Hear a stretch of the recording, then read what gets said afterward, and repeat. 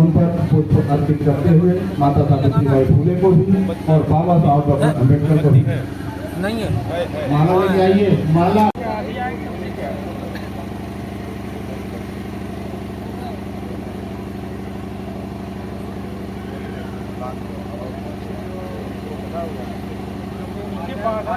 अंदर में जाकर के, तो इस तरह का काम अगर हो रहा है तो ऐसे व्यक्तिगत सम्मान उत्साहवर्धन बहुत जरूरी है। मैं आदरणीय प्रेम कुशवाहा जी को धन्यवाद दूंगा। इस तरह का प्रयास हम करें कि प्रोफेसर संजय सर फिर से इस तरह अपनी लेखनी के माध्यम से नई नई चीज़ों को लेकर के आएँ और अम्बेडकरवाद बौद्धवाद की धारणा को मजबूत करने का काम करेंगे।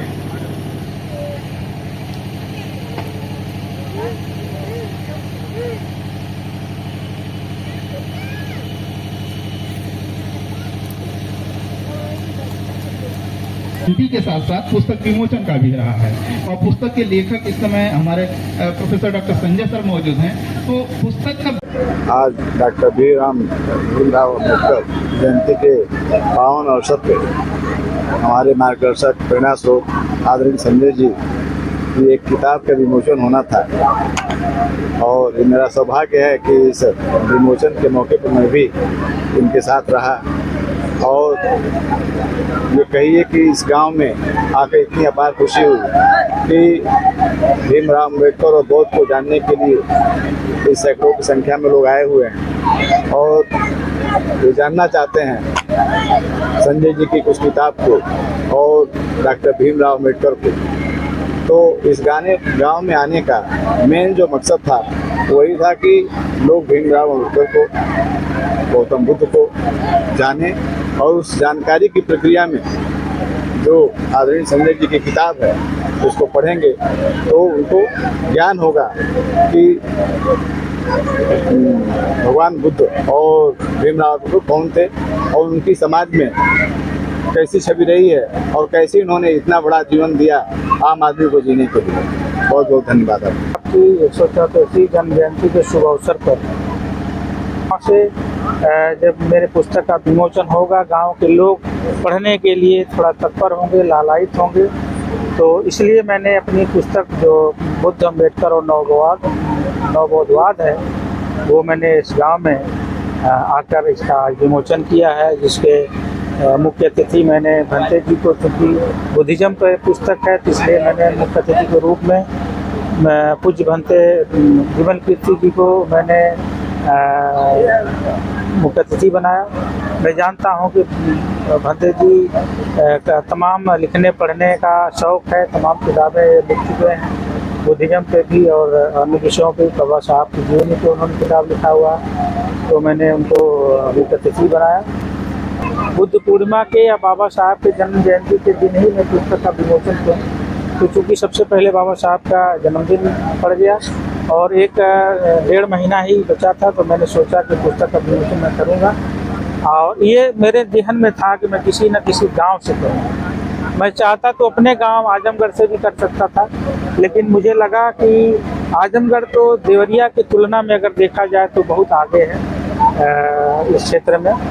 तो मैंने सोचा कि क्योंकि पिछड़ा हुआ इलाका और असना के बारे में बहुत ज़्यादा मुझे जानकारी तो नहीं है, लेकिन इन लोगों को जब पता चला तो मुझे ये लोग बुलाए और उन्होंने कहा कि नहीं सर, आप अपने पुस्तक का विमोचन हमारे गांव से करिए, आपका तहे दिल से स्वागत है।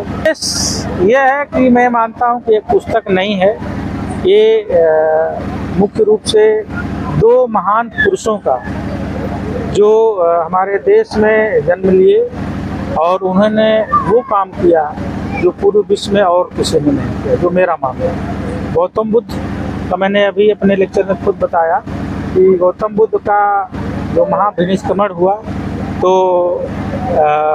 उसमें वो ये सोच के घर से निकले थे कि हमको समाज के लिए, देश के लिए या लोगों के लिए, हित के लिए काम करना। इसलिए वो बाहर निकले और जब बाहर निकले तो उनको जब ज्ञान प्राप्त हुआ तो तमाम ऐसे लोगों ने बताया, तमाम वहाँ बड़े बड़े सिद्ध पुरुष थे जो उनको अपनी अपनी ज्ञान बता रहे थे और तपस्या में लीन। मैंने पढ़ा कि यहाँ तक उन्होंने कर लिया कि अपना शरीर जर्जर हो गया था और उनको चलने फिरने भर की शक्ति नहीं थी एक जगह ये मिलता है कि उनको माघ के महीने में जिस समय कड़कड़ाती ठंडी पड़ रही हो, उस समय उनको जो है बाहर आके पूरे उस सर्दी को झेलना, उस हवा को, सर्द हवा को झेलना, ये ऐसे उनको तपाना था। एक ऐसा था कि जो गर्मी की, जून की जो क्या नाम है गर्मी है, उसमें गुफा में जाके जहाँ सबसे ज़्यादा गर्मी पड़ती है वहाँ रह के उसको तपाना है। यहाँ इतना तपने के बाद उनका एकदम पूरा शरीर जर्जर हो गया जब बोध गया में हो गए।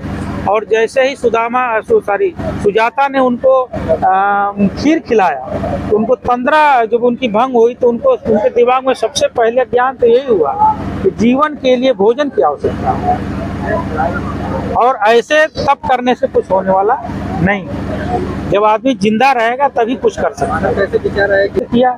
और ये नवबोधवाद में भी तमाम क्वेश्चन आते हैं कि बुद्धिज्म को आप बांट रहे हैं, ये नवबोधवाद कहाँ से आ गया।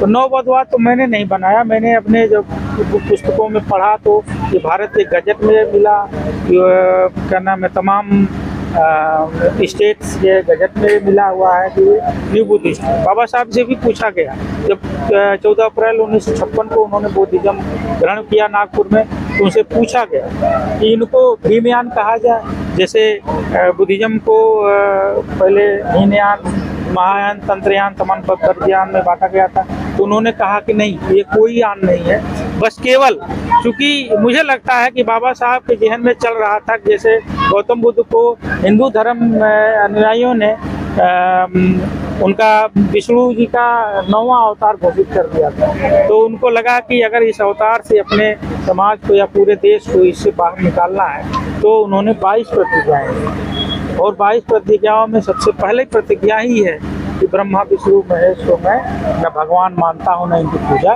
करूँगा। तो ये 22 प्रतिज्ञा देकर उन्होंने एक बांध दिया, एक दायरे में कर लिया कि जो बुद्धिस्ट होगा वो इसको कतई नहीं मानेगा और इससे बाहर निकलेगा, से जुड़ा हुआ है। यानी अगर देखा जाए तो भारत के जो SC ST OBC के लोग हैं वो बुद्धिस्ट, पहले के बुद्धिस्ट हैं, लेकिन उस पर पर्दा डाल दिया गया। जो अभी आप देख रहे हैं, अभी घटना हुई बोध गया में हो रही थी, वो बुद्धिस्ट लोगों और हिंदुवादी लोगों के बीच में ये बात चल रही है। तो ये क्या है, ये आप तो मैंने ये बाबा साहब ने खुद लिखा हुआ है, जो 4 धाम हिंदू धर्म में लिखा हुआ है, वो 4 धाम क्या है, वो 4 धाम नहीं, 4 बौद्ध तीर्थ स्थल, उस पर पर्दा डाल दिया गया ऊपर से देवी देवता।